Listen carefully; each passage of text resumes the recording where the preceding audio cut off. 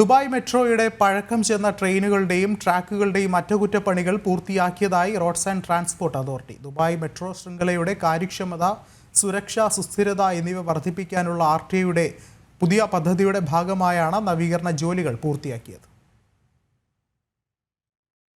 Dubai മെട്രോയുടെ 189 kilometre നീളത്തിലുള്ള red green ലൈനുകൾ അറ്റകുറ്റപ്പണികൾക്ക് വിധേയമാക്കി. ട്രാക്കുകളിലെ തകരാറുകൾ പരിഹരിക്കാനും കാലാവധി വർദ്ധിപ്പിക്കാനും ഇത്തരം പ്രവർത്തനങ്ങൾ അനിവാര്യമാണ്.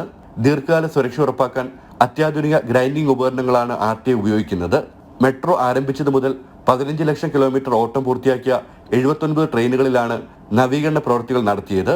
ഇത്തരം സമഗ്രമായ അറ്റകുറ്റപ്പണികൾ ട്രെയിനുകളുടെ ലഭ്യതയും കൃത്യനിഷ്ഠയും 99.7% ഉയർത്താൻ സഹായിക്കുന്നതായി RTA റെയിൽ ഏജൻസിയുടെ റെയിൽ മെയിൻ്റെനൻസ് ഡയറക്ടർ ഹസൻ അൽ മുതുവ പറഞ്ഞു. പൊതുഗതാഗത ഉപഭോക്താക്കൾക്ക് സുരക്ഷിതവും സൗകര്യപ്രദവുമായ യാത്രാ സേവനങ്ങൾ നൽകാനാണ് അതോറിറ്റി ശ്രമിക്കുന്നതെന്നും അദ്ദേഹം കൂട്ടിച്ചേർത്തു. ജനം, ദുബായ്.